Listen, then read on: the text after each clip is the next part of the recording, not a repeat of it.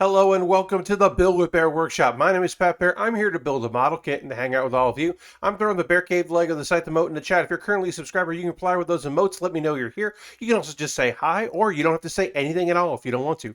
Aristovan is here. Hi, Aristovan. Happy to have you here. Mr. Hadel says, happy evening, Pat and Bear Cave. Well, welcome. And, of course, Harold is hosting the stream. We saw that. So thank you very much, Harold. Lashbrook is here. Got a quality crew here already. Appreciate that very much. Hope everyone's doing well on this fine Monday. Your weather report for the area of the world that I'm in is that today wasn't humid enough to make it feel like it was over 100 degrees, which was welcome. It was still in the high 80s, but it didn't feel like it was over 100. So, my weather report was I was still a sweaty mess after doing my workout, but I did not die or feel like I needed a nap. Uh, Ottoman 42 says, hello. Hello to you and welcome. If you're unfamiliar with these streams here tonight, if you're watching this, or if you're watching this later on the VOD and you're like, I don't know, I was looking for Gunpla, and here I am.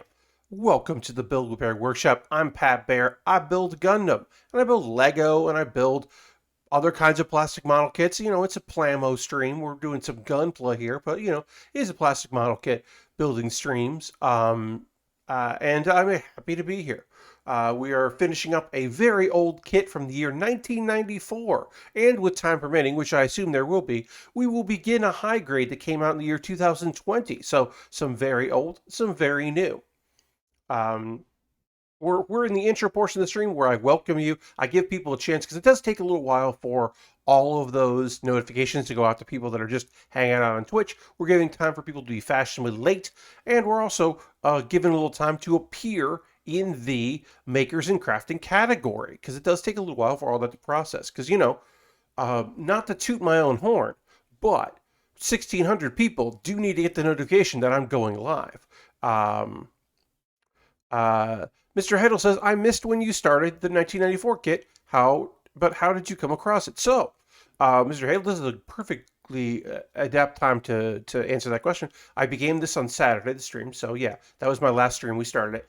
Now, the way I came across it was I found it on Amazon. So someone was selling it on Amazon through Amazon distribution, which means it's a third-party seller that uses, you know, Amazon to send stuff out. So that most likely means one of two things: either they are a store that has old inventory, and they're slowly putting that old inventory up on Amazon because they have multiples of them, or there's someone that came into contact with backstock or old inventory. Sometimes those folks are, you know, looking to put rare finds on eBay and not so rare finds on Amazon. Those are collectors. Those are people who try to turn over collections, or it could easily be somebody that was like, well, I just bought out someone's comic book shop and they had a bunch of model kits, and I have an Amazon store, so I will sell them through Amazon, and I'll just look up what the other price is and just enter the names. This kit did have a sticker. God, I hope the price wasn't too bad. It wasn't too bad considering that it is a kit from the year 1994. It was pretty good. It did have a sticker over the sticker, which means that it was probably certainly imported from Japan, and then at some point was attempted to be sold in a store somewhere.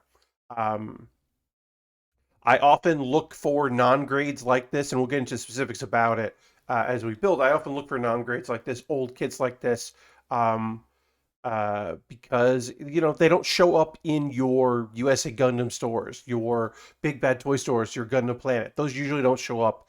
Um, they don't make it to the website. If anything, they are in the physical store. Um, but yeah, often, and also I should say, I don't know who bought this, but somebody bought this off my Amazon wish list. So again, thank you to the person that bought this, along with the Lego Millennium Falcon mini, what was it called? Micro Fighter. That's right, it was a Micro Fighter that we built on Saturday. Thank you to the person that purchased both those things, because they came together, so I know they were purchased at the same time, but I don't know who did it. So again, thank you. We are waiting here, hanging out, hoping, you know, let's be real. Let's be honest. We're hoping a few more folks choose to make tonight the night that they hang out with us and chat. If they don't, that's okay, but we would love to see them. because it's nice when people are here watching, especially for an old kit, because I would say this might not be a kit you would want to purchase. But we'll look at it. Maybe you would. I would say you need a big attachment to a series to buy a very old kit from said series and not like a re-release. Anyway, we're gonna retweet my tweet, see if we can get a few more uh, bodies in there. Let me just go to this. Unsent tweet. There's the draft. Yeah, my drafted tweet, which was my retweet. Send that out. And then check messages right here. Okay, great, great, great. Okay, and now we're going to get into the stream proper. So this is where we've done, Alessri says, are there any other options out there if you want Gundam Maxter? So, you could, if you know okay, so one thing. If you're asking, are there any other ways to acquire one? I'll talk about that. I'll answer the second option, which is probably the one you're actually asking about, because it's easier to just give this answer. There is a high grade 1/100 Gundam Maxter. It is going to be hard to find because the high grade 1/100 scale kits are very hard to find for G Gundam. You're most likely going to find that in a hobby shop just because they have a bunch of them from over the years, or they got them. Because there were only, I believe, 4 master grades for G Gundam, and then the rest are all just high grades. Let's see, maybe 5. There's the Shining God, Master Gundam, the Master Grade Master Gundam, and maybe one. Oh, Spiegel. So yeah, there's only 4 master grades that were made of that. 2 of which were, the same mold with some new parts, which is, they could do that. We're going to work on feet right now. We got to get some feet done here. But yeah, you can find a 1/100 of the Maxter. It's going to be expensive. This is a non-grade, so it's not considered a high grade. It's basically a high grade. It's probably actually scaled a little bit smaller, perhaps. But it is certainly high grade like. But it's considered a non-grade, I think, because they did the 1/100 in high grade, which they only really did for some kits. 1/100 high grades are certainly not common. Later, you would see things like non-graded 1/100s for Iron Blood Orphans, which eventually became the full mechanics, which now they're rebuilding or rebranding. The RE100 line, which is pretty recent, and those are all basically in between high grades and master grades in the 100 scale. And then, of course, the 100 scale, most of the kits you're going to find out there are going to be master grades. And then, there's the real grades. If he's still working on it, which I think he will be, I think we're going to raid my friend Jordan tonight, because I believe that he is, so after my stream, because I believe he is working on a real grade. He's taking a break from playing Yakuza to do some model kit building, and I'd love to go send him some support. And doing a real grade on stream when you are not traditionally a model kit builder. Good evening, Dirty. Happy to have you here. When you're a model kit builder, but you're not like a enthusiast, like myself per se, perhaps. That's a tricky thing. So I want to go give him some support later if we can, because I fully respect it. I don't like doing high grade or real grades, I should say, because it's a lot of detail in a small package, and I don't like doing that in front of a streaming audience. I much prefer my high grades and my master grades, if I'll be honest. Okay, so here are the feet. Now we're gonna use the brown marker on the red here and just kind of hit that, just for a little pizzazz. We're just gonna hit that there, and of course we will erase any extra, so that we're just leaving it on there. I hope everyone's doing well out there on the old internet. I'm doing all right. Partially because of the heat, but also just because just me right now. I haven't really done a lot since Saturday night. I took it pretty easy yesterday. No color guide needed. Also, I honestly I did the color guide here, but I've updated the color guide for the next kit that I'm going to be building because I forgot. I just did it by kind of like out of habit. So instead of updating that, I'm just not using the color guide. This kit, we're using gray on white, black on blue, and uh, brown on red. So I'm not including the color guide because at this point I kind of know. The color guide is very helpful for me, and it's also helpful because you kind of know like what I'm up to. But yeah, I'm not using that tonight because it's this is still very basic. When we start dealing with colors that I don't use that often or I'm like curious about, like this next kit has some purple, but it has two different shades of purple, and I think black is the right color for both of them. But like we're gonna find out. We'll take a look at it. That's my guess right now is the purple is gonna want that. There's also orange. Not much orange, but there's like a hint of orange. The kit has had some good colors going for it. Now this kit has color correcting stickers, and we're gonna be applying those very soon when we get to um, the body, which is very common for all kits of this era, not just non-grades or high grades, but also master grades. Had a lot of stickers in the 90s because you don't know this. I'll say this. Uh, Gundam was at a very low period as far as viewership. The the people that had grown up with Gundam, it didn't they got old enough that they weren't really watching as much anime as they had, and it didn't transition to the next generation that well. That is one of the main reasons why we had or we saw shows like G Gundam, because not a lot of people watched F91 or the V Gundam, Victory Gundam, that kind of thing. Like it wasn't that popular. One of the reasons why the F91 kits are so small was to save money on plastic because they were selling to diehards and completionists, people that bought almost out of obligation. So they weren't selling at that point to new people really. G Gundam is a door into that. But so you had a lot of stickers to fix color issues. Of course, this kit doesn't fix all of its color issues.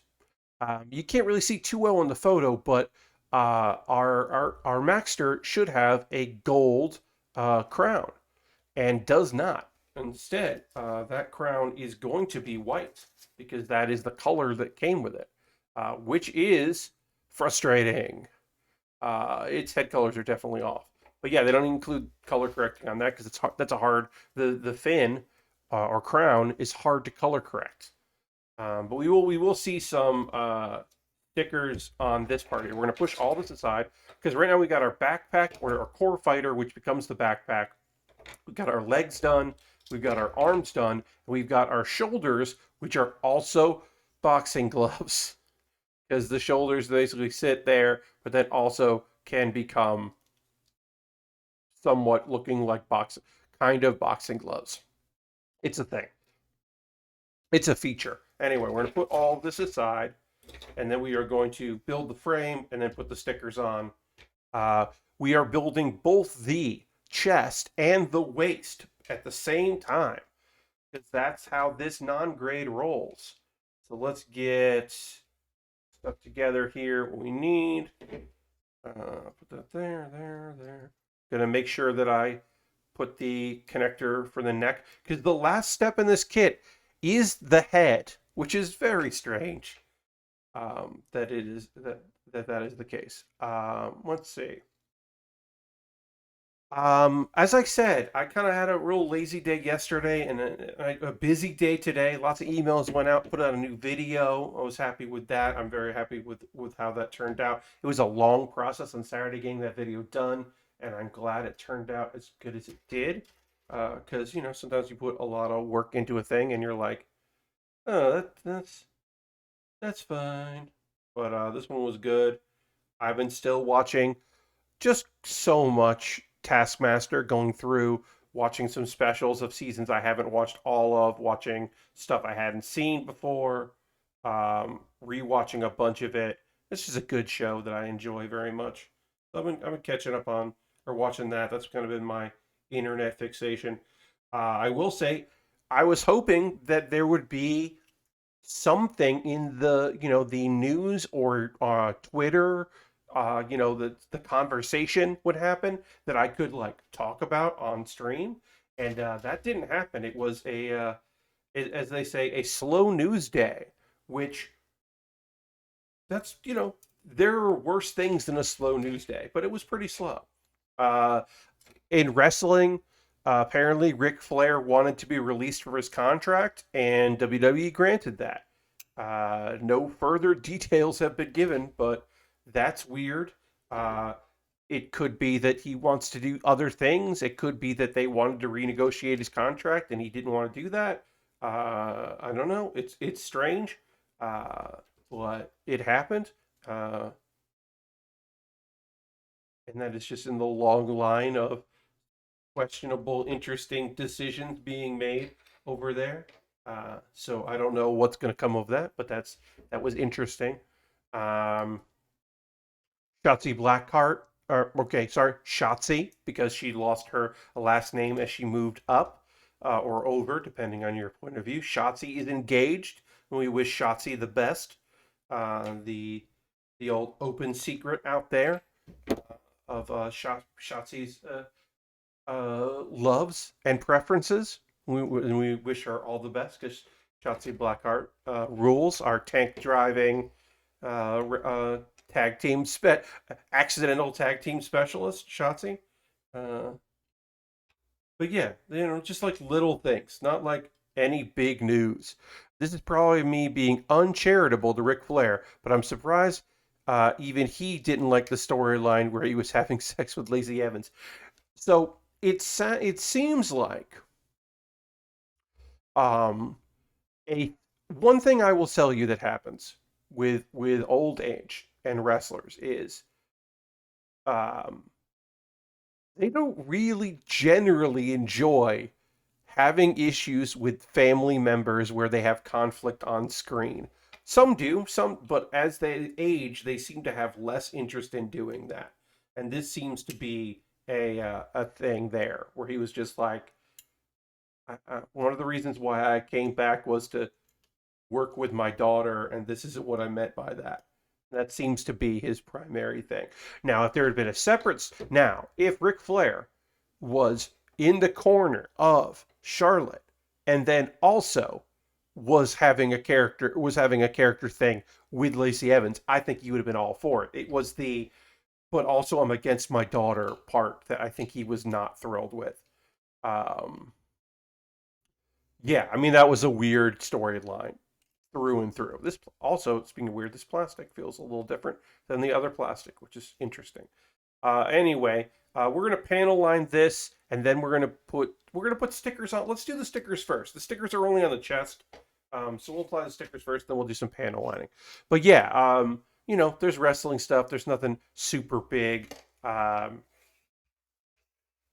sounds like uh, it was generally a money issue with Two Spirit Code. Lacey Evans is not his daughter. Okay, so Aristophan.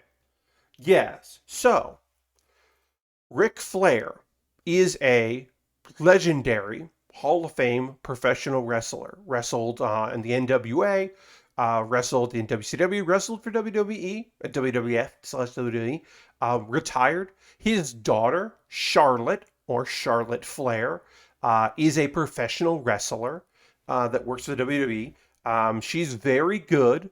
But also is his daughter, and he was in a storyline where he basically started hanging out with another lady wrestler, and took her side in her battles with Charlotte, which felt very strange. And it was not a good storyline. And it ended when Lacey had to take time off because she and her husband are having another child. So she took time off from wrestling, which ended that storyline, which was great. Um, uh, Hey, what do you do with all? Oh, Electronica just subscribed tier one. They're subscribed for 2 months. Thank you so much for that. Let's do the Bear Cave, the Lego on the side of the mo. Yes, Aristofan, you're right to ask that because I was throwing the term daughter around in some names without being specific. There have been wrestling angles that leaned in that direction over the years. We have not seen one of those in a while. And they were always just like, hey, are you going to do this? Oh, you're not. Great. More than anything. So that's been particularly fantastic. Uh, oh, Onoman42 asks, what do you do with all the finished gunpla? So, most gunpla that I finish go into a big bin that I have here in this house because I don't have any room to display it where I'm currently at. Um, Other times in my life, I've had them on display, and I had a shelving unit that was like top row was a bunch of figures, and then the rest of it was like box stuff. So I will generally continue to do so with that. All right, let me figure out what sticker I guess go. Let's These are not numbered. These have symbols that I cannot particularly read. So I'm going to do my best to apply these stickers. But we're applying some gold stickers here to the chest, and then we will be applying. We probably the center sticker here. We're going to apply these gold stickers, and then after that, we are going to apply the Queen of Spades, which is Chippity's symbol. But yeah, so I just have a big bin where they all go into storage. Before I move here, whenever that happens, I will uh, quell cute or kind of like get rid of some stuff. There's a few things that I buy. They're just like, yeah, okay, I don't really need this. Um, and I will most likely ask people if they need them for kit bashing. That I know who are in the building community, or I have a few people that I know who enjoy displaying kits and not necessarily building them. And I have sent a few to friends like that as well. My Lego all goes into a big box, and whatever size box I have is filled, I send that out to a charity that is mostly run in part by Lego. That cleans all the pieces and then donates it to children in need, so they have Lego. So I do that with my Lego. I've only done that a couple times because I usually just do big boxes because you got to take them to a UPS. Basically, you print the label, you stick it on there, you send it, and you just send the box out. So, or FedEx, I can't remember. It's been a while since I did it. I did it before I moved, and I haven't done it since because I hadn't done a lot of Lego. Also, the box I currently have that has a plastic bag in it and then is filled with Lego is actually almost full. So I'm gonna have to deal with that in the future. So we have one more sticker to put on here that goes just somewhere on here. Um, Looks like it goes the center. Okay. So this sticker is going to go about right there. This would be great if this was a water transfer, but again, this is a non-grade, so you're not going to get a water transfer for this. But it would be neat if we got that. Kind of put that about there. Oops. I'll line that up right. Looks good. Yeah, no problem. Appreciate the questions. I'm always happy to answer. Also, there are questions that I'm sure some of the folks here that have been here several years totally have heard me answer before, but there's always new folks, and so I never mind having to answer questions again. Now it's time to panel line because we have put most of the stickers we need to put on here, or all the stickers we need to put on this part. So now we will just go systematically through all of this with the gray and the brown. We're going to start with gray and just do all the white here because this kit has a lot of white. So we'll do that, and that'll look pretty sharp once I go through with the eraser and clean it all up. And yeah, again, we are doing the quick and dirty method here, where I just use an eraser to clean up all of this, and I'm just hitting, just running my thing, and it gets messy, but then it'll clean up. You think you're heading back to NYC eventually? So yes, eventually I will head back to New York. I mean, look, the thing that would keep me from going to New York right now would be an offer in another city to do some work. that would be the only reason why I would not go back to New York. But I would like eventually go back to New York. I would like to continue to do comedy events. I would like to continue to do the other things that I was doing. I have a lot of friends in New York that I do miss, and a few of them have moved to LA, but also that happens all the time. But yeah, I would like to get back into the scene out there.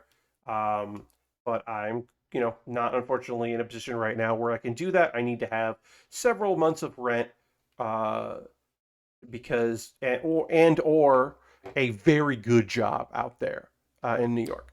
Uh, Meager connections and well, hey, once a week and like, oh yeah, well, we'll figure this out. Um, uh, uh, like that stuff is like fine if I have the funds to be out there for a while to then get more work. Or if there is something like, hey, we're reopening this theater, or hey, our head tech person at this theater is leaving, or if there's a full-time position available here and it has benefits, like those kind of things would be like, then I can just go up and like with a little bit of savings because I know that I will be set up pretty well when I get there.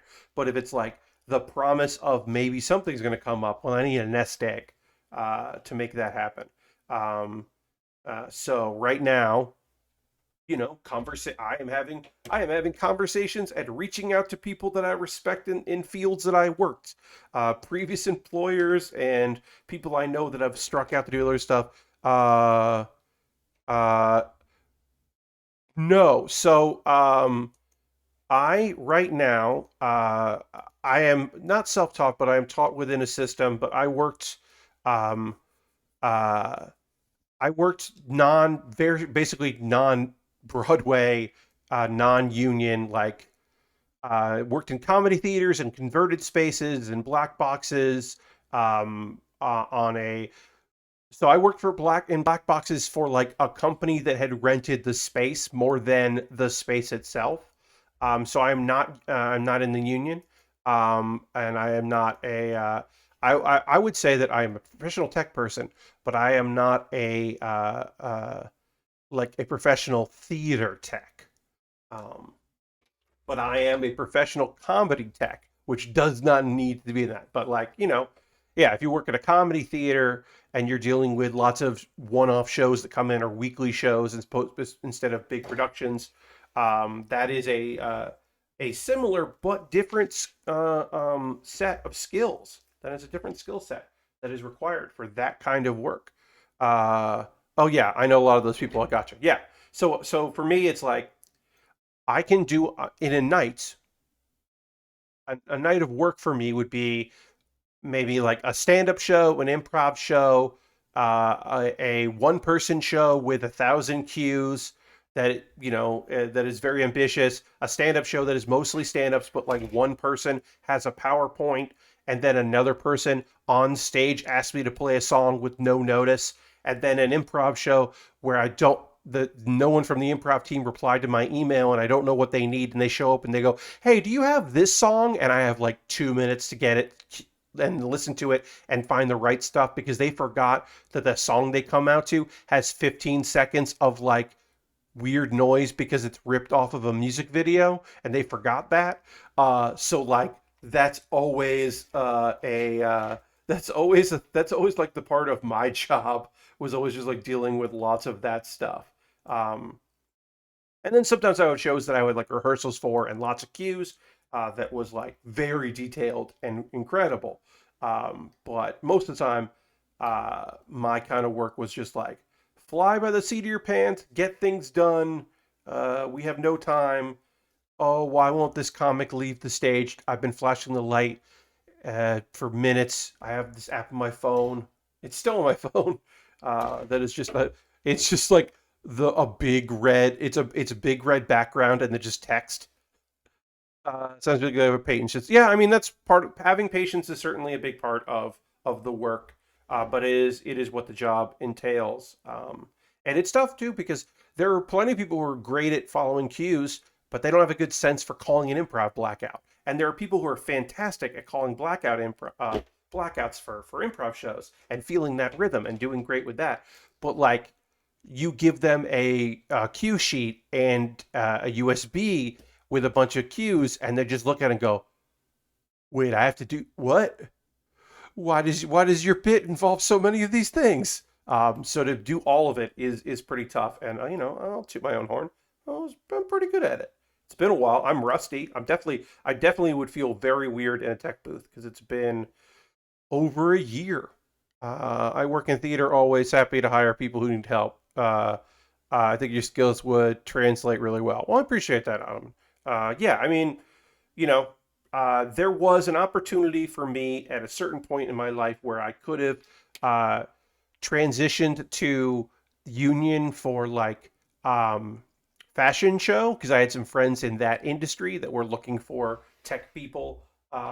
And it was one of those things where like it was an interesting idea and it would have left a lot of free time, but it was basically the that kind of job is you don't work for months and then you get paid very well to basically work uh in a week nonstop of like setup, rehearsals, do the thing, tear down, all that. And it was like go, go, go. And I was like very much considering it. And then I got cast in an indie film. And so I didn't end up doing it. And I'm glad. And of course, that indie film didn't go anywhere. But I was like, that's not actually what I want to do. It's interesting, but it's not like, it just wasn't right. Um, Also, I was probably like 5 years too old for that, which is like age is just a whatever, but like after a while, like there are just jobs that a someone who was in their earlier mid 20s just has the endurance and the um, feeling of immortality that they could just do jobs like that. But that's not necessarily for somebody like at the time I was in like my 30s and was just like, look, I just know that this is going to be there's just going to be so much bullshit in this thing that I don't want. Like, we got to talk about this. Oh yeah, I hated when Fashion Week happened. I could never staff my shows and builds and couldn't park anywhere. Yeah, exactly, right? Yeah, because like people would want to do those jobs because they did pay incredibly well. So it made sense that people want to do it, but it was like it's a lifestyle. You always felt too old fashioned. Yeah, I mean, a part of it is being in that, but it's also just like that. In the same way, um, a friend of mine wanted to know. This was years ago. If I wanted to audition because there was a Alaskan cruise that was trying out having improv comedians, and short form and long form, instead of some of the more traditional stand up stuff. They were giving an experiment. Somebody wanted to know if I wanted to do that, and I was like, "You have to understand that I am 36 at the time."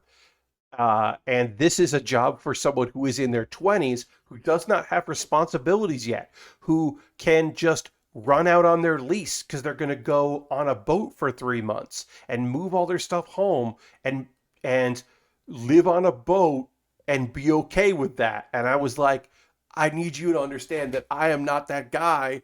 I have like events I want to go to and a life I want to live. Um, and I was like, so I don't want to audition for this, and that's even taking in consideration that I didn't think it would be a good time or a fun time or actually work well. Taking all those other things out of out, but even it was like the perfect opportunity. Uh, like I was just like, oh no, no, no. No. A wise man once said, "I'm getting too old for this shit," and that was how I felt about that proposition. Those cruises always were such good money, but I felt the same way. Yeah, I mean that's the thing, right? It's just like um, if I had gotten into the cruise stuff, even for on the design side, yeah, I have a friend who is a accomplished jazz musician, and she did cruises in her 20s, and she reached the point where she was the oldest person she knew doing it that wasn't like a director. She was like in her mid 20s and everyone else there was always new people and there was always people about her age, but then she slowly started to realize, oh, I'm becoming the oldest person here. Oh no, I'm becoming a senior person but not like in management. Oh, I have to be done with this now. Because it was just like, oh yeah, I should get out of this and like get a job. But at the beginning, it was great because she paid. She didn't live in it. She lived with like her boyfriend when she came back, and she toured and was on cruises and met people and hung out and made some money and uh, got to play songs that she liked to play and had a good time. And then like didn't really make connections that she would have liked to have had if she had done whatever. But then she was able to transition and work, and she's now a musician that, well, last year, up until like last year, last couple of years, she was doing touring. She was doing like regional theater tours as part of the orchestra, uh, and so she was having a great time doing that. And then, of course, COVID.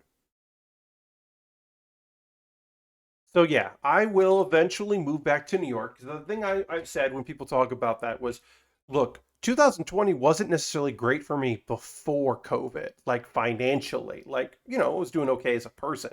But 2019 had been a rough year. 2020 was a rough year. So it wasn't like I was riding high. I was like getting by and doing okay and looking for more opportunities. And then the opportunities I did have just ended, and then there was a few months there where I was like, ooh, are things gonna open?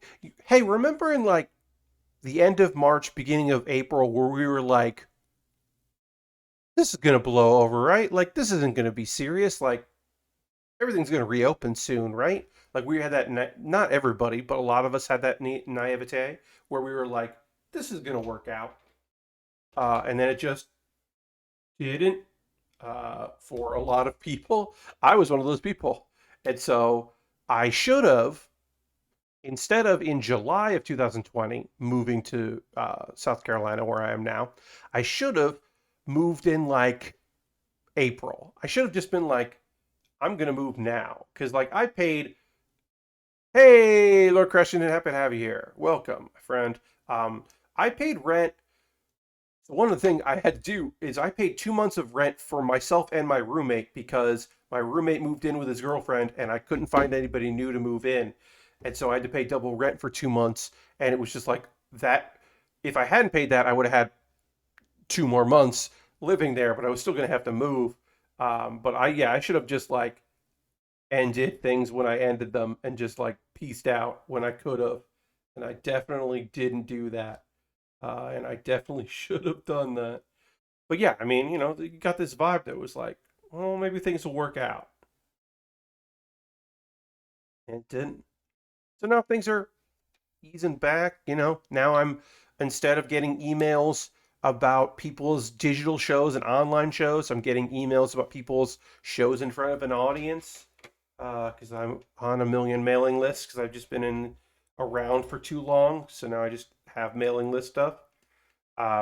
So this sticker I think looks bad, and I wish this sticker was a piece of plastic. But what are you gonna do? As I said, this kit was probably very inexpensive in its time.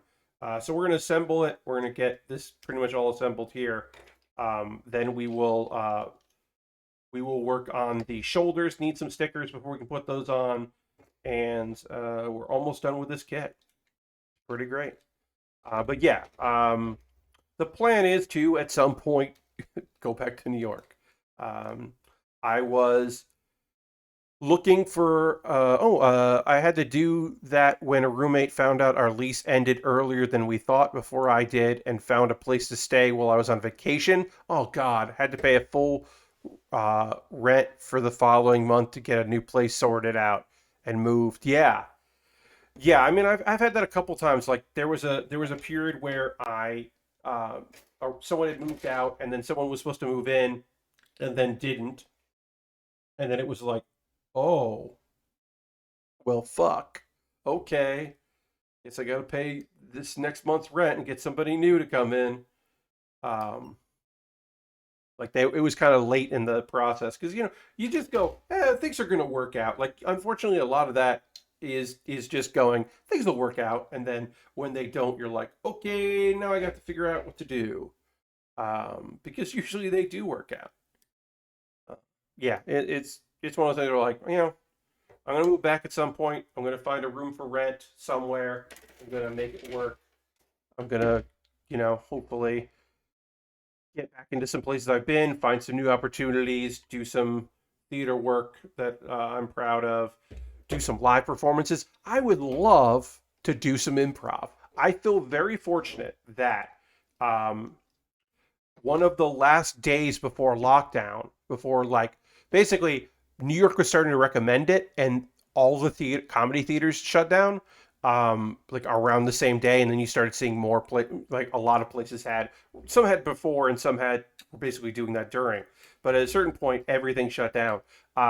Like the 2 days before that, I did an improv like jam, like just like, hey, come and perform if you want, like low pressure performance, and I was very happy to do that because I have not, it was like the last chance I had to do that because I've done a little bit of improv in the, uh, like I've done like some one-off little things like jams at the end of stuff. A friend of mine was doing some stream performances for some students in his writing group, and so he like asked a few people to like be in an improv show as like the opener, which I was happy to do.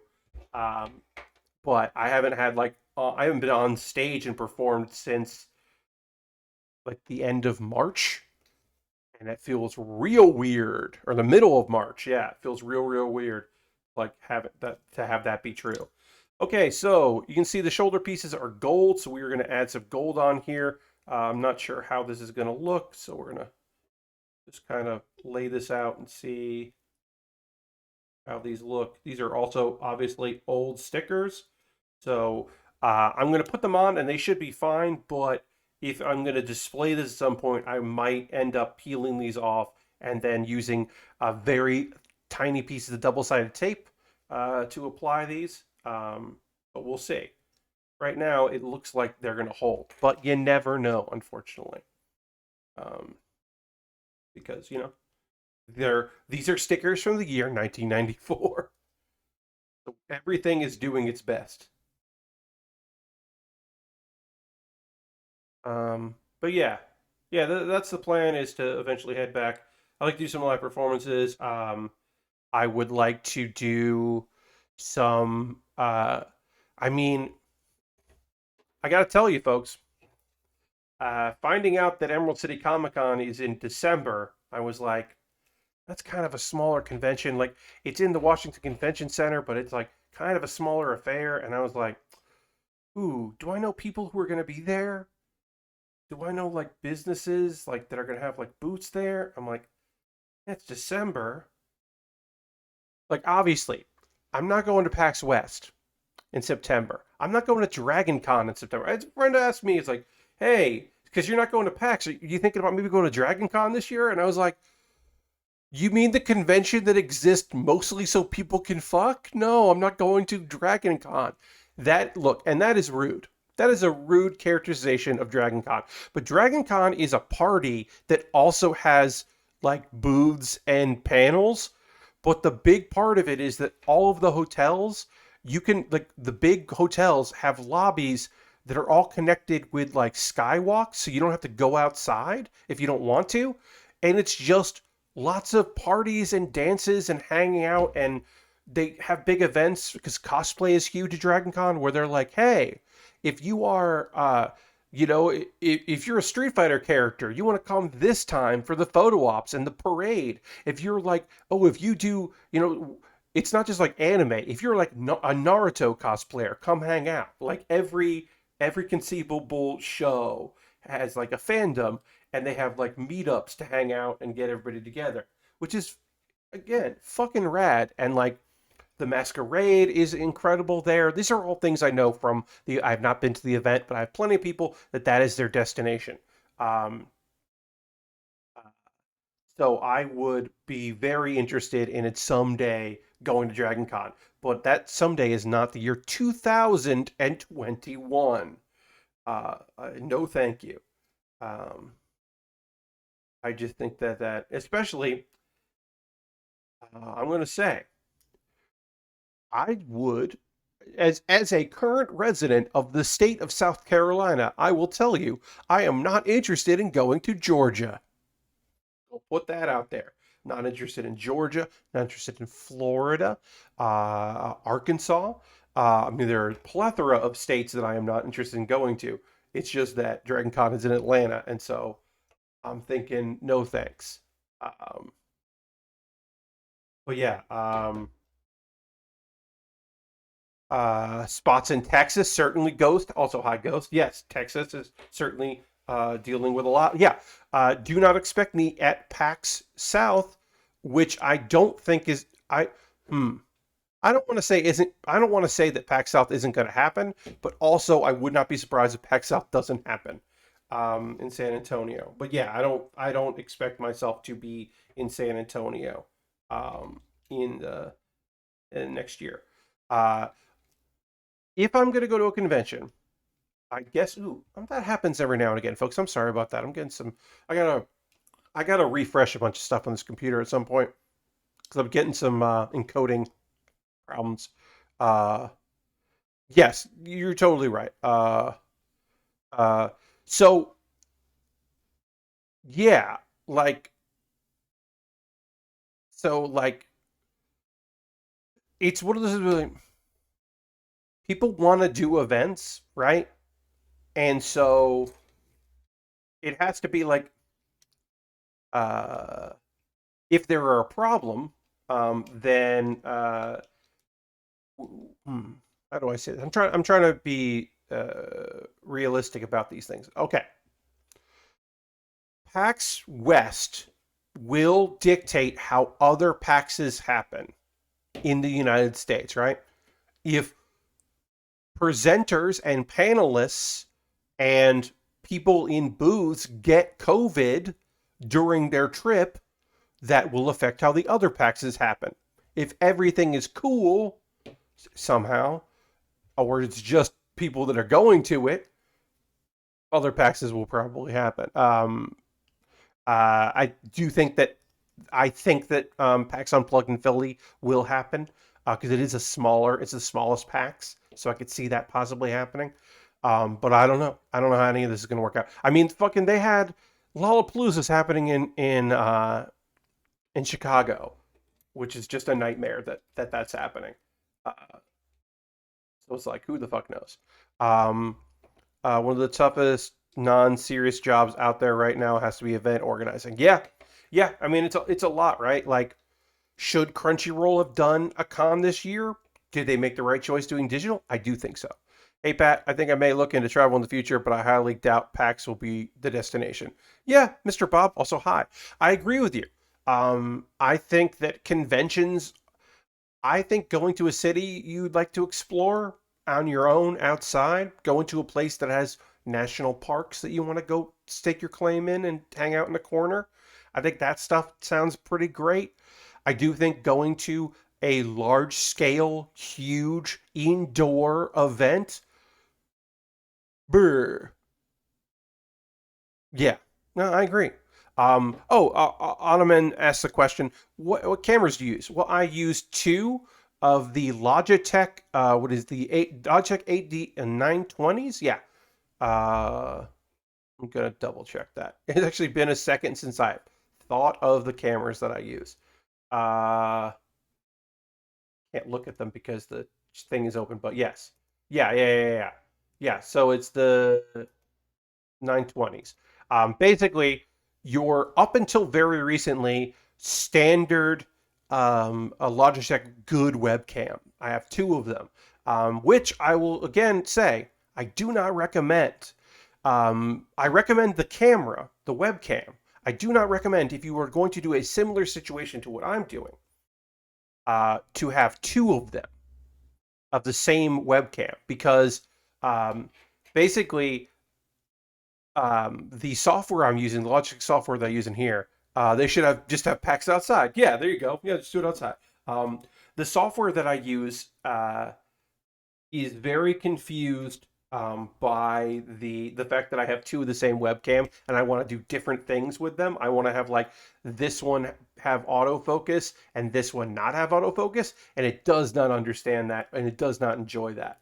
So if you're gonna do this, um, I would say that. So I just use lamps in the room for my lighting. I do have an overhead um, LED light, the ring light that you normally use for your face. I actually use that as a very compact, easy to use overhead lamp for my model kit building. I'm going to just readjust it there because it needs to take up a very small amount of space because that's the constraints of the room I'm in, and I can just pivot it. I can basically just take it and slide it away, and now you'll see the shadows, and then I can slide it back when I need it, and of course I turn it on and off. But it's just a ring light that most people would use, which is very helpful for my needs as a streamer because I'm in a compact space. And then I have a lamp kind of over there, and I have a lamp like right over here, which basically lights me. Yeah, for color correction. So I do all of that in in app. I have used the Logitech software to balance stuff as best I can a bit, and then like a little bit of playing around with it in OBS. But I'm also very much an amateur when it comes to this stuff. I basically just got the lights. I used to have a very good lighting gear, which I still have. It's in New York, but that's also when I was doing it with a green screen, which while I still think having a green screen fucking rules, I didn't need it. I didn't need it for this. This little picture window of me in the corner and you see my background, that's totally fine. I did not need that. It was neat to have it, but it wasn't necessary. All right, so we're going to put this armor here on the armor on the arms, um, which we'll do here. And then we'll panel line this, and then we're basically done once we do that. Um, Also, that small population of people you really want to avoid at conventions probably has a high crossover with people that would bring COVID with them. Yeah, uh, yeah, yeah. So that is a thing. Like a lot of my settings right now are very bare bones with the lighting that I have and what I do with it. But I do a lot of that with just like hopefully balancing the light in the room as best I can. But you do have to do a lot of adjustments. Some adjustments can be saved, and some adjustments do need to be done every time. The one big thing I have right now, which I can't figure out, folks, and I am looking to figure this out, is this microphone is a USB microphone, and it just started doing a thing where when I turn the computer on, it instead of just like it basically like it doesn't go through the like install plug and play, but it does like make the noise like I just plugged the cable in, which I don't want it to do because it means that every time that happens, when I open OBS, I have to turn this microphone down on the microphone. It resets to the highest setting, which would be red line. And so I have to adjust it every time I open OBS for the first time after restarting or running the computer. And I don't want to do that anymore. That's bad, and I do not like it. All right, so let's take a photo here. It is not a Yeti. I forget the name of this. This is an off-brand. This was a gift, which is fantastic. But it is a USB microphone. Came with it, like basically came with the microphone, came with the arm and all of that. It's all included, which is great. And it works great. I enjoy it very much. I think the quality's good. The quality I think is comparable to my headset microphone, but it does mean that I don't have to wear a headset, which I'm happy to do. And also for streams where I'm not building, I can have it dead on. I think that's good, and it's better for podcast recording. All right, so here is the Gundam Maxter. There's two modes. There's this, and then the shoulders can become giant boxing gloves, which is silly. But we're going to take a couple photos of this because this kit has been built. Again, this is a non-grade kit, so it is not. It is basically a high grade, but it's not classified as a high grade. I'd moved to an XLR mic and interface. Yeah, so I mean that's certainly something that I would eventually like to do. I enjoyed my headset microphone, but eventually the next upgrade would be I just needed an interim upgrade, and also Although I am getting the issue where it is reconnecting, the USB on my motherboard that this is plugged into is actually designed for using microphones to reduce noise interference, which is awesome. But it is doing a weird quirk now where I don't understand, where it makes the like noise like you just plugged in, where my other USB devices don't do that. So that's fun. All right, so let's take a photo of this.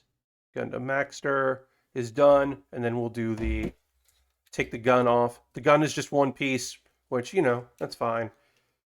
And then we'll take the shoulder pieces off, and then we will do the boxing glove part of this, which is this goes like this, and this goes like this. But yeah, so I don't really see myself going to a convention this year. Again, I will stress, if if the people putting on the convention want me to be a presenter and will basically pay for me to get there, uh, that is a thing that I will consider. If somebody wants me to work their booth and they're going to pay me a good amount of money, like a good price, and take care of stuff, I will consider it, because I can't really turn work down these days. I'm not necessarily in a position to do that.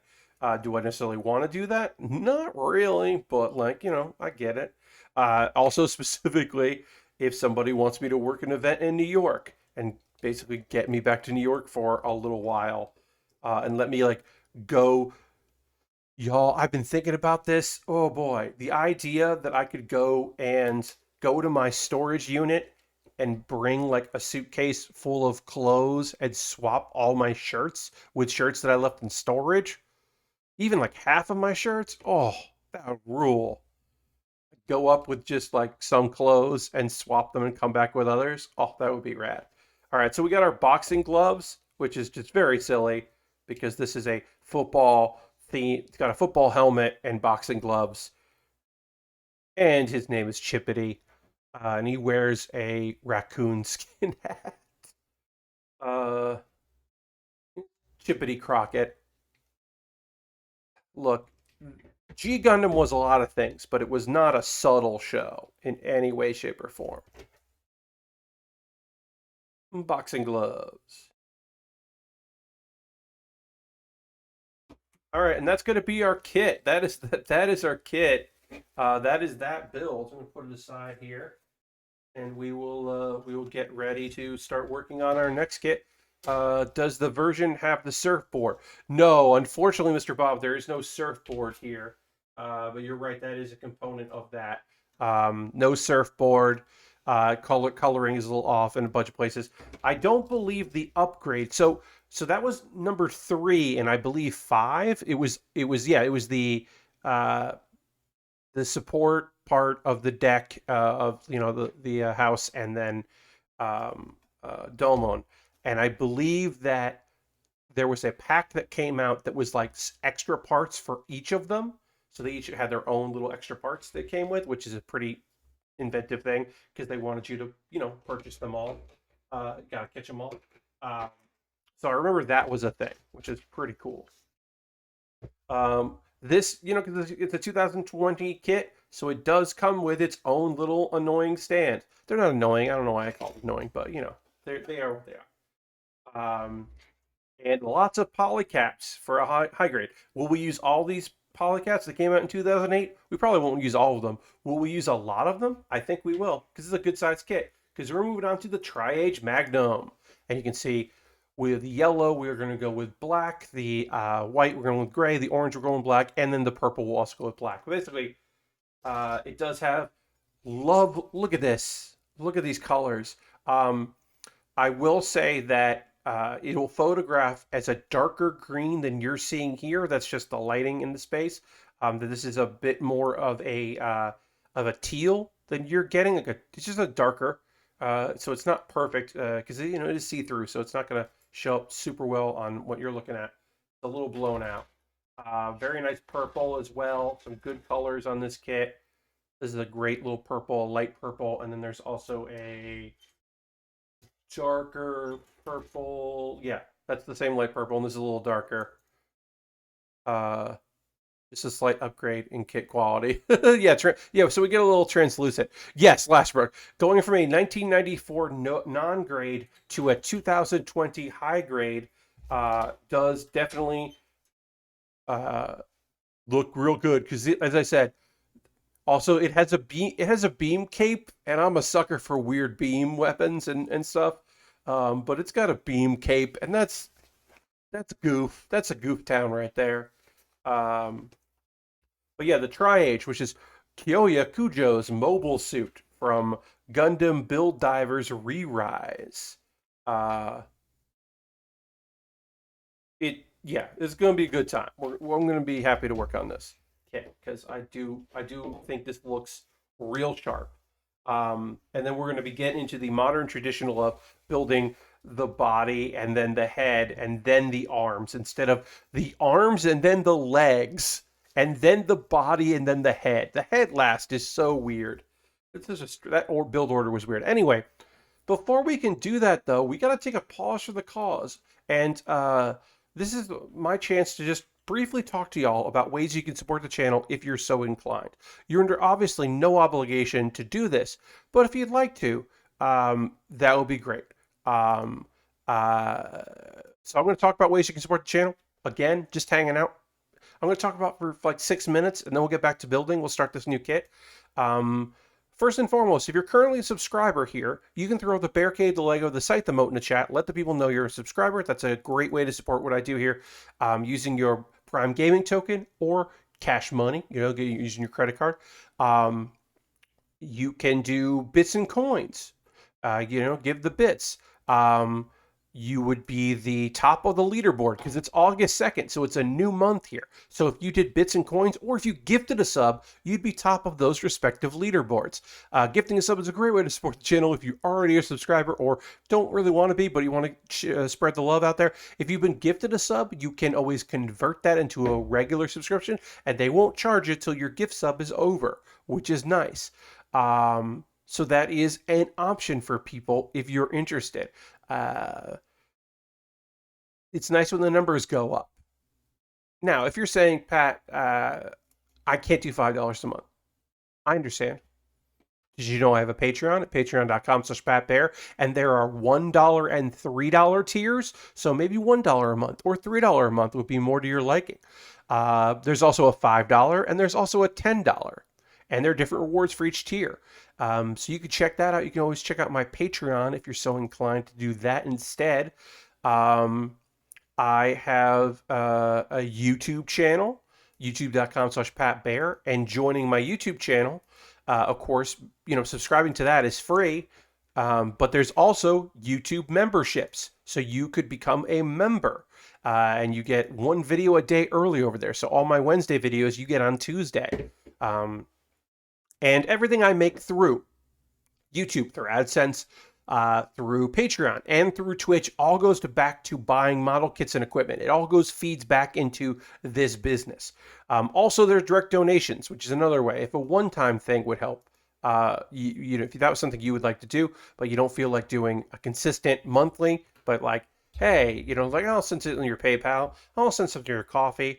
I'll send something via Streamlabs because I got money over here waiting to be spent on something. You could do that. And again, all that goes back into me buying stuff so I can continue to build cool kits. Like this month, I should have probably 2 kits coming. The Calamity should be here at some point. A USA Gundam Store sounds like they got a delay in that shipment. Also, the Verka 2 of the Crossbone, which is coming through Bandai, is coming this month. So I have a few things coming in, and those items were purchased with money from y'all. So I thank you very much for that. Now, if you're like, Pat, you buy some interesting stuff, you build some stuff, but like, what if you built something that I bought?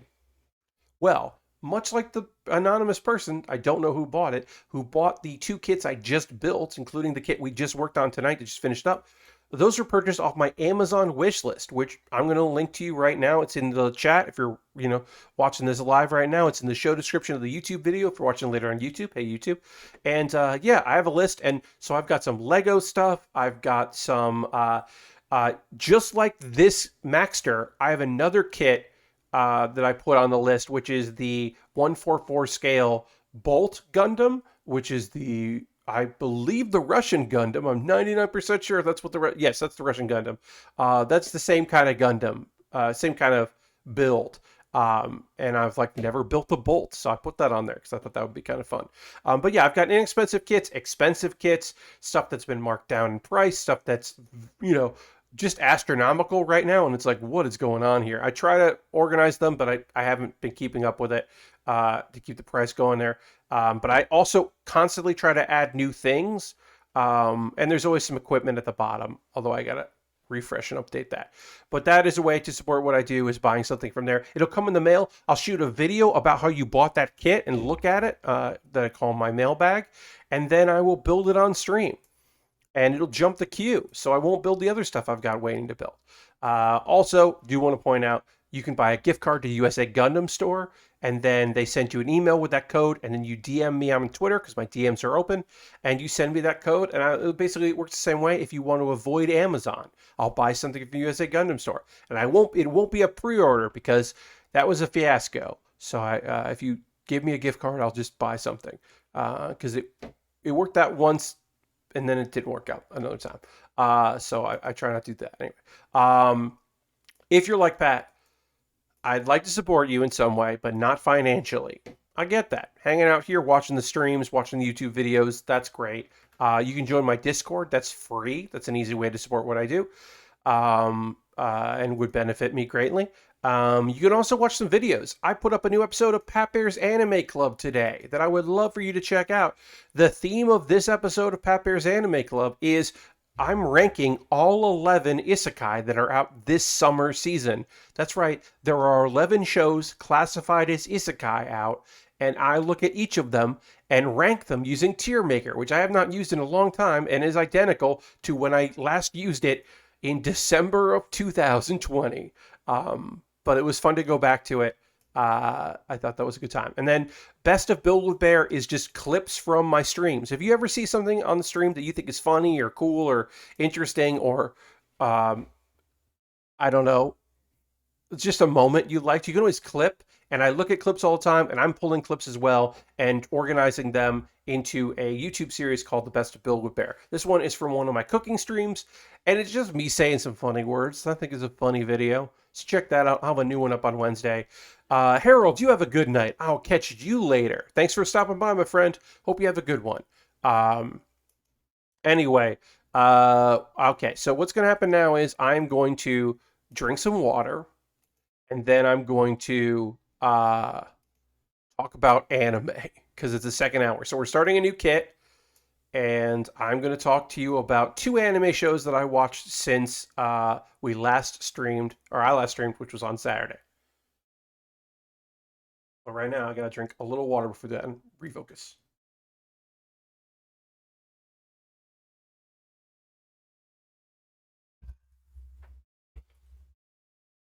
And just making sure my glass is not near the edge of the table, which, why would I take that risk?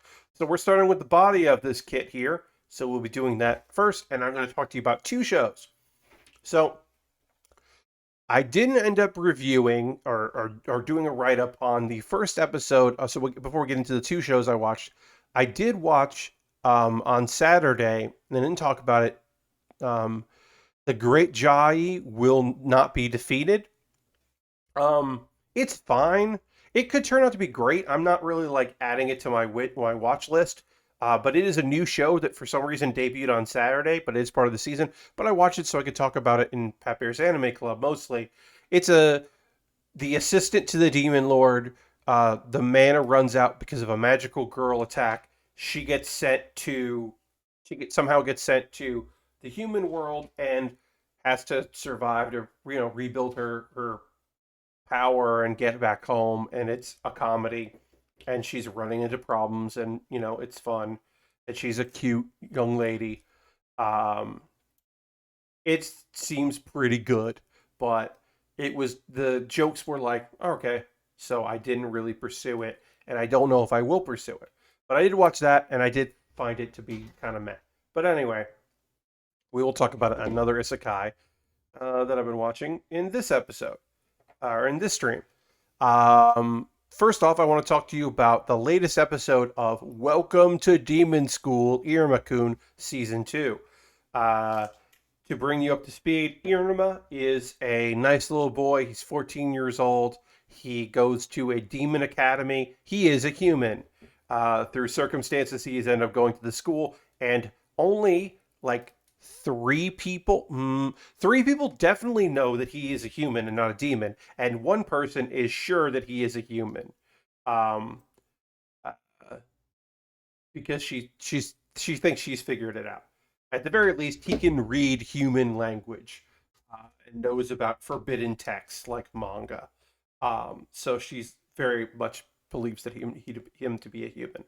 Um, anyway, Irma had a rough life. Even before, like his life is the fact that he has to hide being that he's not a demon and go to demon school. His life is incredibly great compared to his former life. Um, and right now, for the first time in his life, he's went to a theme park. He went to Walter Park, which is like it's a weird version of Walt Disney of Disney World or Disneyland. But he went to a theme park with his friends, and he's having a great time and great memories. And that's all been ruined because demon beasts showed up. Magical demon beasts were summoned. Now we know that those magical demon beasts were summoned by a group called the Six Fingers that are infiltrating the park to destroy it and also to rescue someone who is being held captive there, who we met in season 1 of the show. So we know that, but they don't know that. They just know that giant magical beasts have shown up and are wrecking the park, and there are little demon kids in danger that Irma had met. And Irma, this kind of like breezy, mostly happy go lucky, like makes the best of it, good boy, recognizes it in himself. I'm pissed off about this. I'm mad that this is happening, that our fun was ruined, that this great place is being destroyed, and people aren't going to help these kids. What's going on? Hey, words maybe. How's it going? We're talking anime. I'm just talking about Welcome to Demon School Iruma-kun in the most recent episode. So Irma's just like Irma ends up saving a kid, and he says to his friends like, "Hey, you don't have to do this, but um, I'm gonna fight that dragon. I'm gonna save these kids because one of the beasts is a dragon. There are three big beasts, and one's a dragon. Their friends happen to be scattered into three groups, and each group is dealing with one of these beasts. And he's like, "Okay, we got this." Because his friends and chaperone are like, "Okay, sure." They kind of get like powered up, and they're like, "Yeah." One of them is like, "I'm mad that there's loud noises are happening, so I'm all for getting involved." And the other guys are like, how foolish are we to not want to also do this? So we're doing it, which is cool. It's like it's good. It's like his friends are going to help out as well. Meanwhile, the ladies and Amari, who is a character who's the student council president, they're dealing with a panther rat, um, and Opera is their chaperone, and it's very clear that Opera, who we don't opera is has been described as androgynous and gender nonconforming.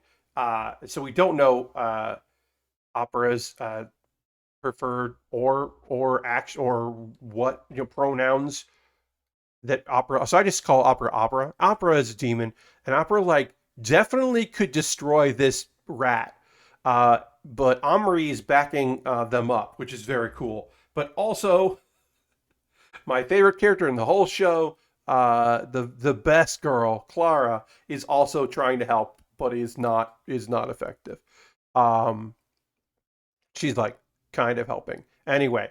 Um, so they're like, okay, well, Opera, you take care of Clara, and I'll handle this. Omri's like, I got this, which is this is a big responsibility and a lot of work. So it's like, oh shit, okay.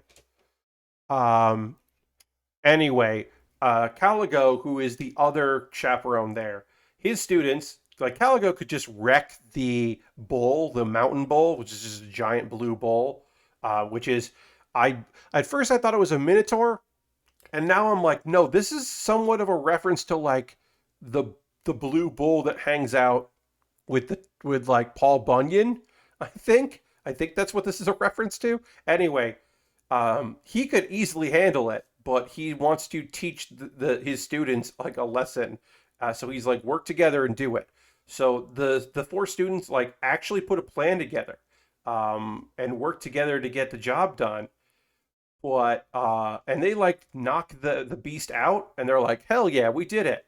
And the beast wakes up, and they're like, oh shit, we didn't do it. So then Caligo steps in and like wrecks it immediately. It's pretty great. And he also is like, now let's all pose for a selfie. Uh, the beast is on the ground. He grabs a chair, puts the chair on the beast, and sits in the chair and poses. And then they all take a photo. And it's my favorite moment with this character I think I've ever had, where he was just like he's just so smug about it. He's just like, yeah, I got this. Y'all get a passing grade. It's very good. Anyway, so one of the demons defeated. Um, and one of the girls, who she has a secret identity. This is a whole thing that came out last season, but um, their demi dolls are a thing in this world, which are basically just idols, but they're idols so that like demons can go to the idol concerts and release some stress and their pent up demon energy, and just kind of hang out. So Carrie is undercover. She's a demi doll, but she hides it. Um, but she like finds a crowd of people, and they're all scared, and like they're thinking about running, but they're safe where they are if they stay put. But they're very nervous about it. So she's just like, okay, well, I guess I'm just gonna put on a concert. So she's singing a song, and everybody knows that she's great, so they're hanging out. And the song continues to play as we cut, which is fucking cool, as we cut back to Amory just kicking this Panther's ass, just wrecking shop and being great, in a way that I was like, just very cool. And she's singing, and then we see that Amory is singing along because the song she heard once, the lyrics really spoke to her, and the lyrics are like, your usual idol fare about like, I'm in love, and you can't stop, and people can't stop this. But the lyric that she really identifies with is, and she doesn't even realize she's thinking that, is girls in love are invincible. And that works very well for Amory because her family thing is, which we didn't know before, and now we know, is her family bloodline trait is, uh, she can surpass her limits as long as she believes in herself. And against a big monster like that, it would be hard to believe in herself. But she knows that she kicks ass and she can do anything. Um, and so she's singing along the song, and it's like, because she has a strong belief in herself. Also because she literally does believe that girls who are in love are invincible, and Amari's in love with Iruma, so like she should be invincible. Um, and she defeats the Panther Rat. Uh, and then it's very funny because Opera is like, "You're very strong. Would you like to work with me?" And she kind of freaks out because she thinks about the idea that she would then live with, she'd be working for and live with Irma. And it would be almost like they're married, and it's very cute. Um, Anyway, then we cut back. We're going to find out more soon about Irma because Irma managed to save more kids. And at the same time, Sobnak, another great character who is just like a giant dude that he wants to be the next demon lord. So he's a demon lord fanboy, and he's a giant man that also just like loves talking about the demon lord. And Alice, who is he wants Irma to become the next demon lord basically, and wants to support uh, Irma. They're gonna take on this dragon, which that's gonna be pretty cool. It's a comedy, but also like has moments of action, and this second season definitely has more action than the first season, and I'm appreciating it. Welcome to Demon School, Iruma-kun. Like it's an investment because we're now like a good chunk into season two, and it's double length, and the first season was a double length.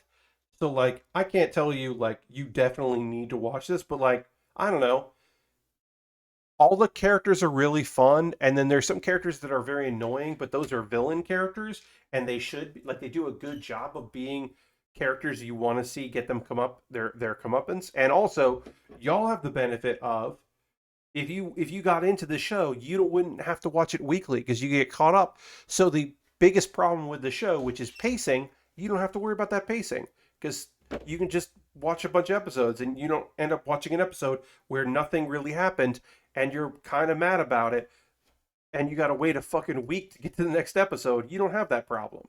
I have that problem right now. So I recommend it. And now a show I don't know. I don't think I can recommend Seirei Gensouki Spirit Chronicles. I don't know if this is a good show or not. I think the premise is great and it's an interesting take on the isekai genre, subgenre. And if you're an isekai watcher like I am and you watch a lot of these kind of shows, its approach is different in some ways, in ways that I think is pretty cool. And so you might be interested in that. Basically, Haruko is a dude. He was a Japanese dude. He had a he as his kid. There was a girl that he said someday we're gonna meet again because like his childhood friend that he was in love with. He was like we're gonna meet again in the future. It's gonna happen, and he never got to do that. He missed his chance. And he also died in a horrific accident. And he was reborn. And then our main character isn't actually him, really. It's Rio, who is this kid who at age 8 suddenly realized, oh, I'm a reincarnation. I was a Japanese person. I have all these memories. But it's not a takeover. It's not like at age 8, Haruko is now living in this world. It's Rio is still Rio, and he also remembers the memories of this Japanese person. So it's like their personalities kind of merge, but it's not a takeover. And that's interesting to me because Rio is still Rio. He still has his wants and needs and desires. He just has this like abilities he doesn't believe he should have. Like he has these he has these powers that aren't magic, and he's never heard of them. They were unlocked when this like shortly after he got his memories, this pink-haired like ghost or spirit or something like was basically like, "Hey, you have this power inside you," and kept calling him Haruto. You know, so like she has a connection to that person. Anyway, at first I was like, "Oh, this show like is going to become a thing where he's just going to go to school and it's going to be a school anime."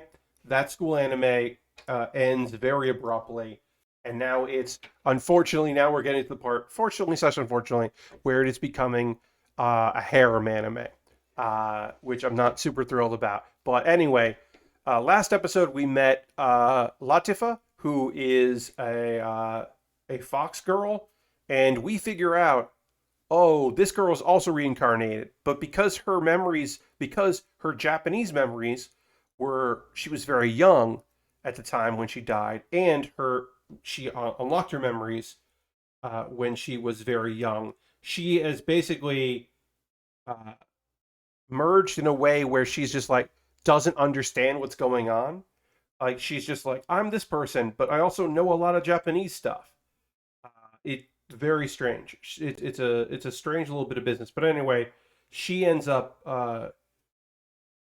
joining um, Rio and being like, "Hey, I want to hang out with you. I don't want to be alone." And he's like, "Okay, well, I've heard, I'm on my travels. I've heard word that there is a place where demi-humans, like there's a sanctuary for demi-humans. So let's go there."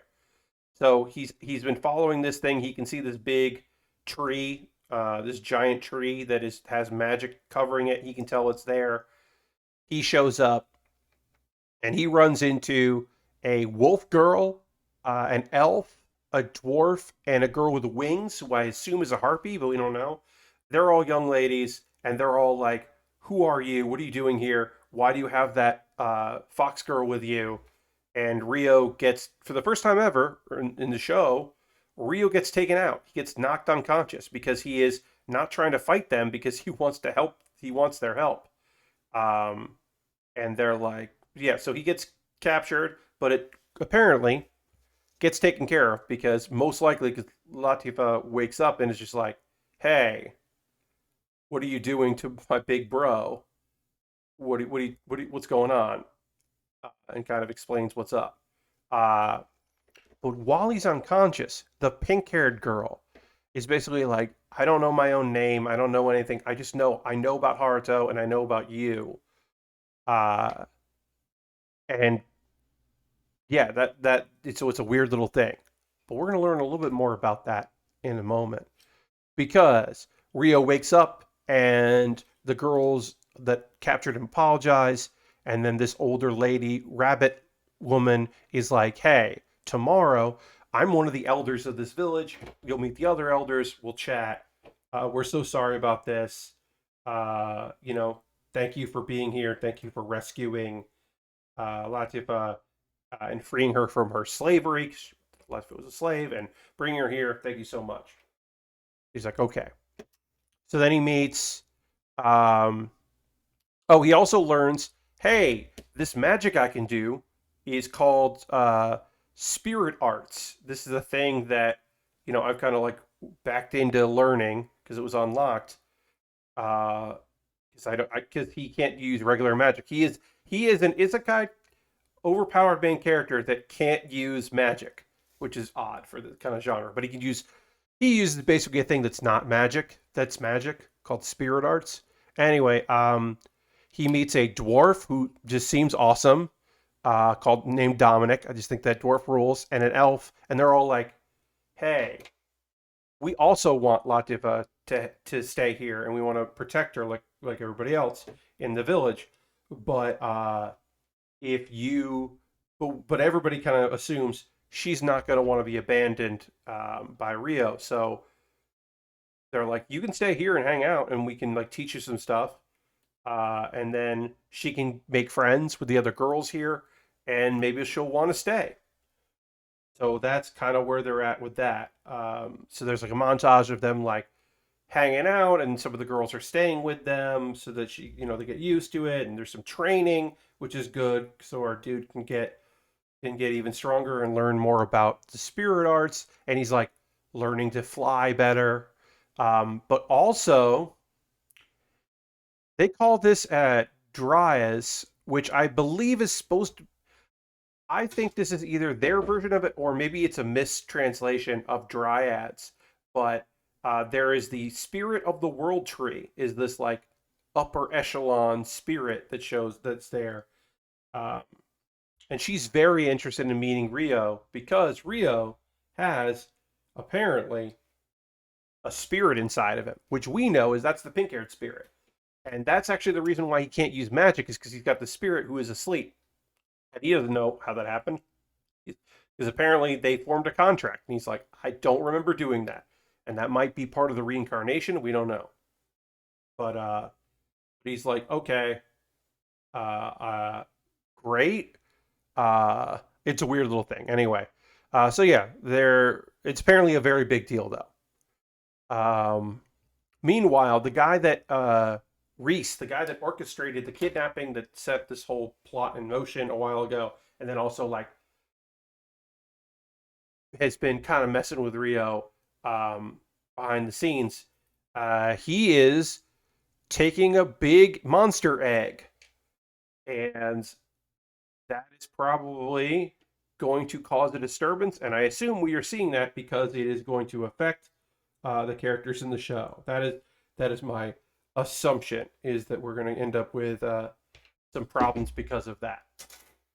So we'll see in the next episode if that comes true, if that's actually become a problem. But one would assume that's going to be a problem because you know we're dealing with it in the show.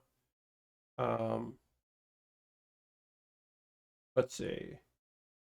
I put that there. We're doing the head right now, so I'm just trying to get the head looking right, getting lined up right.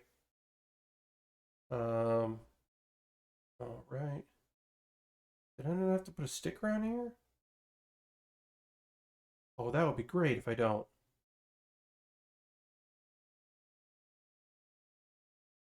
Oh no, the sticker comes on the other part. Okay, because I was like, where's the eye sticker? There's always an eye sticker, and I didn't see an eye sticker. There is one. It goes on another part, but it might be easier to apply. That's always to me anyway.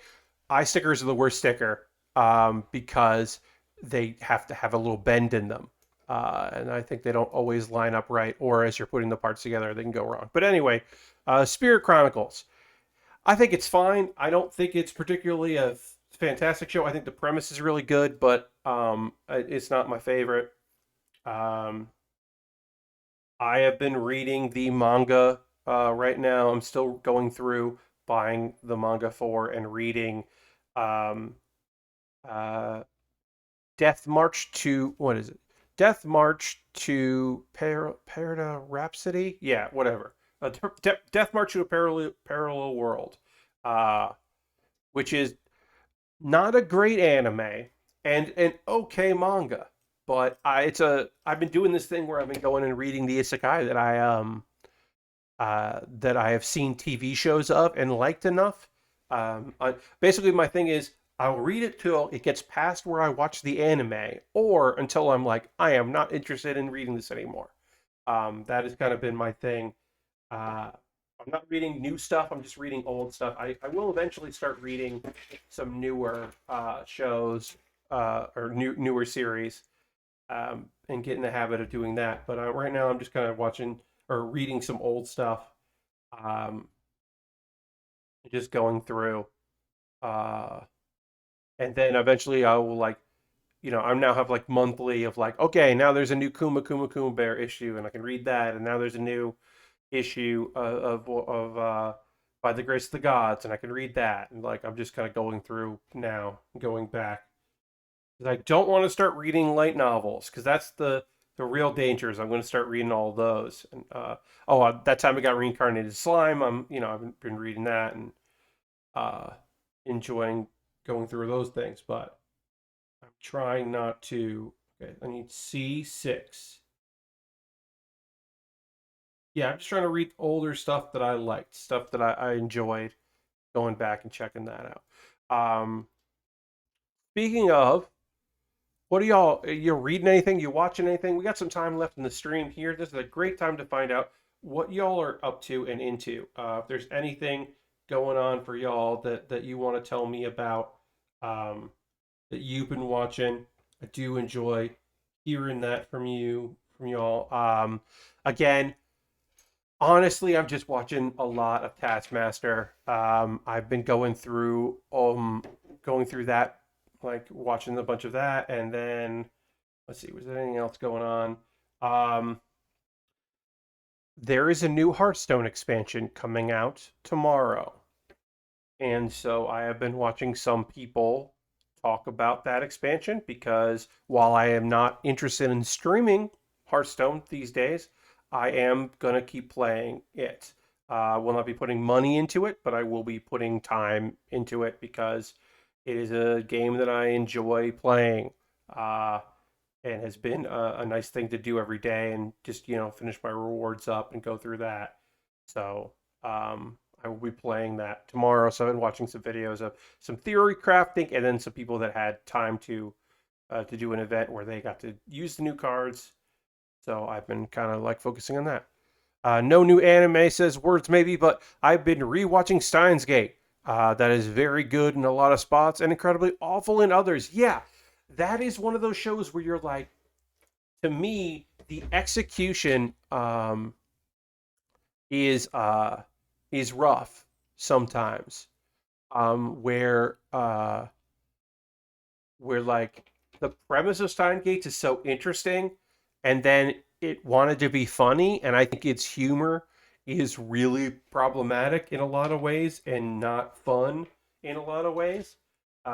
It's like they do like a bad job, and I think it does deter from the final product, which is a shame because I think the premise is really good.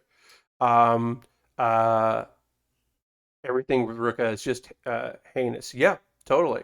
Ottoman says High Fleet looks super cool. Nice, nice, nice. Yeah, yeah, yeah. It does. You're not wrong.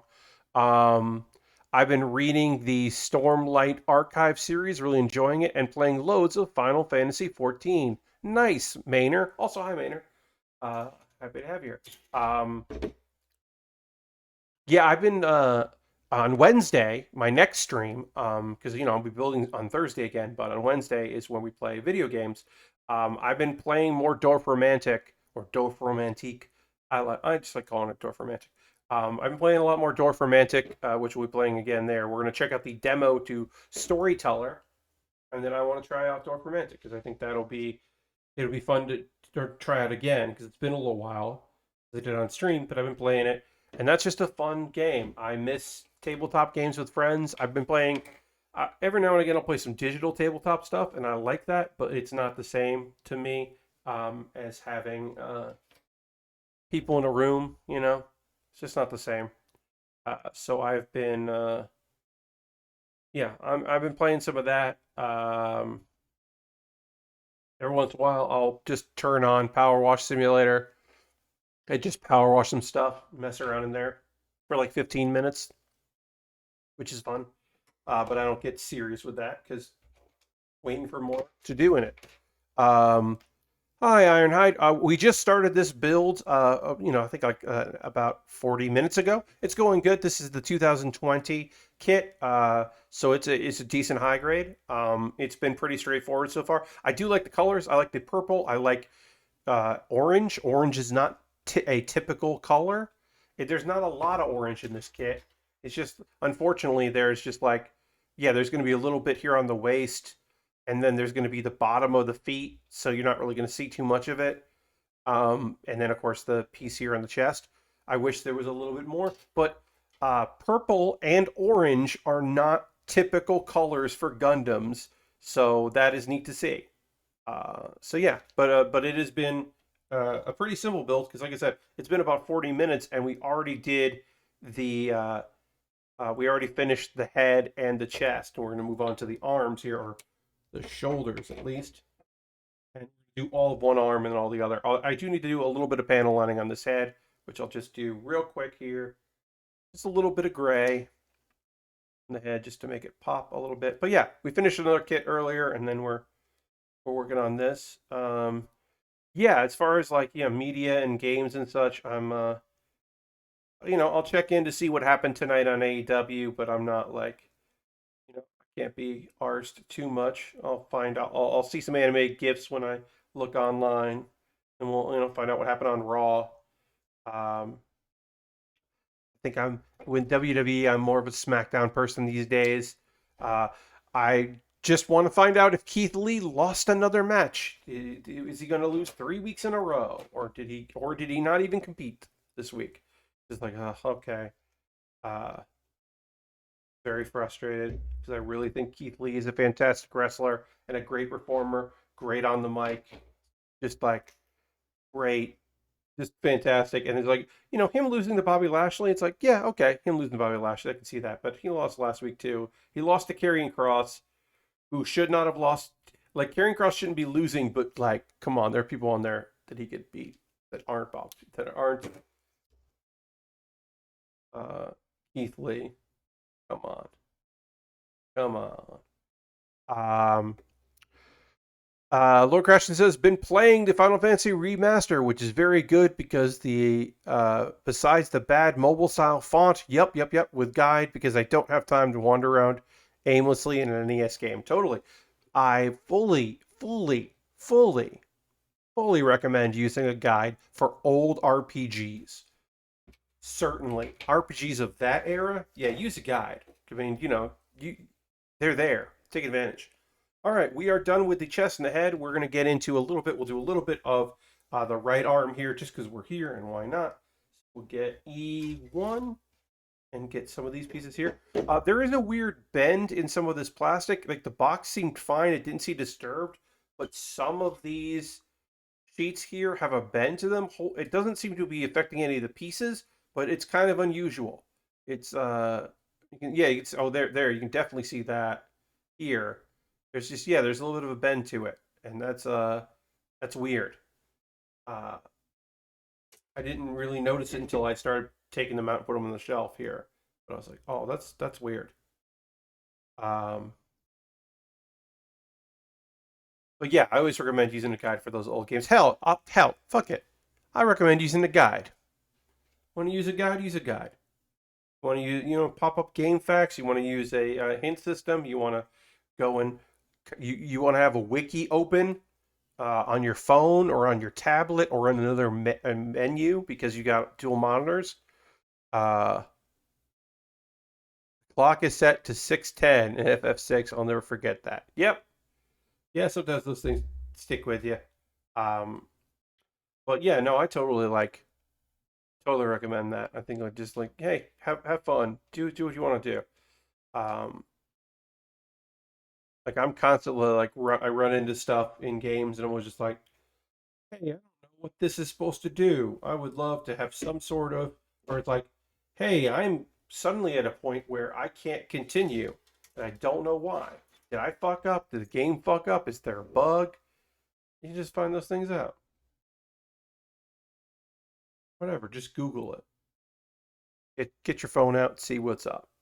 Especially for long ass RPGs or like it's fun to know when you are an hour or 10 minutes away from a you can't turn back. If there's a thing that you would like to do that you've been postponing because you've been doing other things and you're about to cross a threshold where you don't get to do that anymore, it's great to know that. And old games don't tell you that. It's part of the charm of old games, but that's not necessarily charming. Whereas new games, all the times, are just like, hey, are you sure you, like, legit, are you sure you want to do this?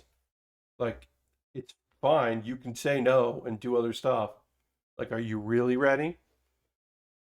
And I appreciate that. Whereas some games are just like, ha ha ha ha, ha charm. Buy a hint guide or subscribe to Nintendo Power. Indeed, Aristophan, yes. But yeah, a lot of times those little ones like, ha ha ha ha. Ha. What, that area? Did you not get the item you did you not get the item that you need to complete a puzzle in this adventure game in 6 chapters? Oh, well, sorry. Did you use that? Yeah, it broke. Haha, your game is done. You can't go get it and you can't continue. You have to restart the game. Cool, cool, cool, cool. That stuff happens and sucks. So, I bid you all a very good. I hope that never happens to you.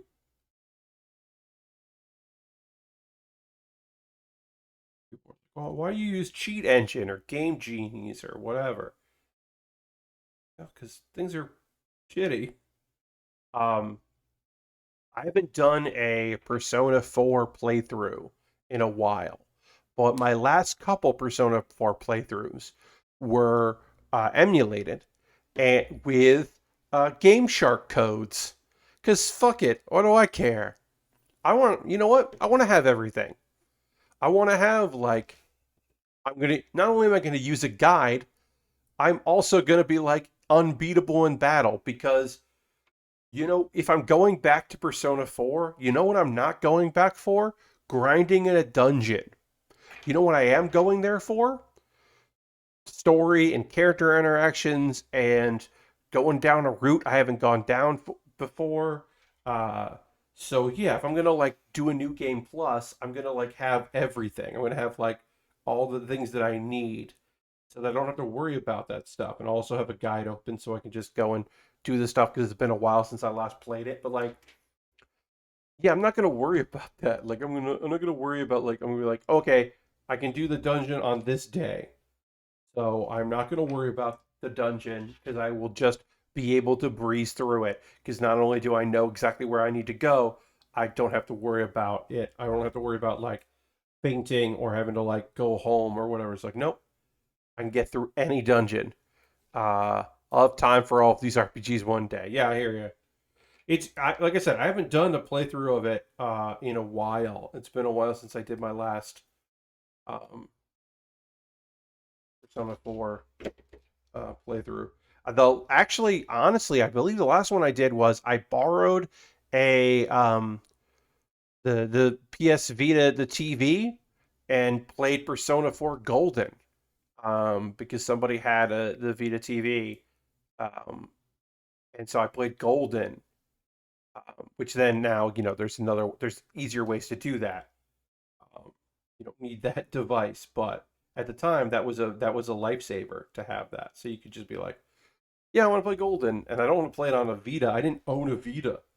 Now, obviously, there's better ways to that, and I actually would certainly strongly consider doing that again. If maybe I would play Golden if I was going to go back to a playthrough instead of emulating, because I have Persona 4. I don't have PlayStation 2 anymore, so I do have the game. I saved the game. Got Fez, and I have 4, and yeah. So at some point, maybe I'll bust open that again, play Golden again, get it, play it. I don't know.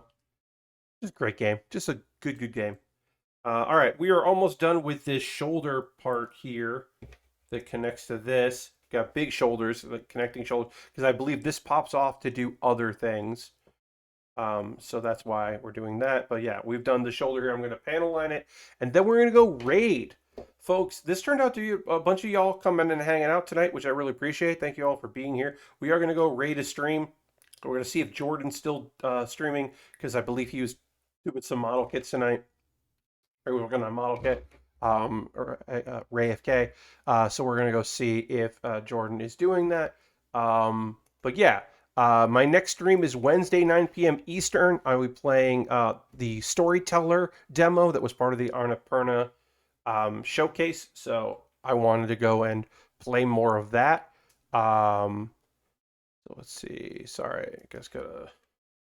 So yeah, we're gonna check that out. And then there'll be time left in stream probably. So whether time we have left, we'll go check out Dwarf Romantic. So check that out. Yeah. Jordan is streaming, doing a Gundam build, which is great. So we're gonna go hang out with Jordan here, aka Ray FK, because it's very rare that I go and raid a model kit builder. Flip Flop Slapfight says, "Oh, Pat Bear, I was gonna raid you but couldn't. Dang. Oh yeah, I'm sorry. Raid in spirit, right? But also welcome. Well, you can come along on this. Yeah, we're just finishing up the stream. So thanks everybody for being here. We're gonna go raid Jordan, which I'm very happy to do. Because like I said, it's a rare instance where we can raid a model kit stream. So we're gonna go do that. But yeah, thanks everybody for being here. I really appreciate it. I hope you all have a great evening. Again, feel free to come along on this raid as we go hang out with Jordan.